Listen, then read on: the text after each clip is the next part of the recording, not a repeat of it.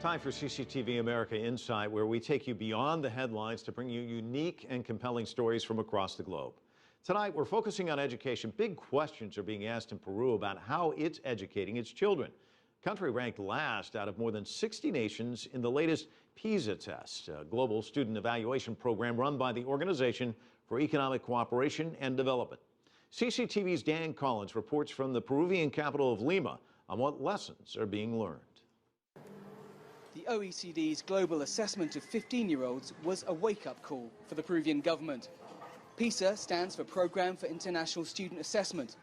Of the 64 nations that took part in the tests between 2003 and 2012, Peru ranked last in all three subjects measured: math, science and reading.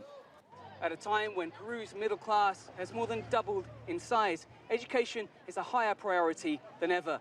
But with such low scores in reading, writing and arithmetic, what opportunities will these children have when they walk through these school gates for the last time? The prognosis doesn't look promising. After a decade-long economic boom, Peru's dismal classroom performance hasn't budged.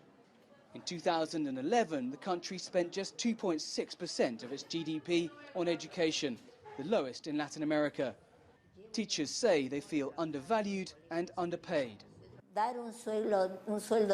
The authorities have to bring our wages up to a decent level. The teachers will be motivated. Right now they feel mistreated and unstimulated. They feel their profession is relegated to the lowest level while they're under pressure to get better qualified. It just doesn't make sense. Asian countries, including some Chinese cities, topped the tables in the OECD's worldwide test involving more than 500,000 teenagers. These results remind us, once again, that growth without education will not give us development. In other words, as a country, we can't have these notable growth rates and have these results in education. If we want to be a developed nation, it has to be a combination of growth and education. Otherwise, the growth will be unsustainable. Human capital is key to any nation's competitiveness in the global economy. Education experts say for Peru, finishing dead last in the OECD's PISA tests showed that it isn't just the Peruvian students who must try harder. Dan Collins, CCTV, Lima.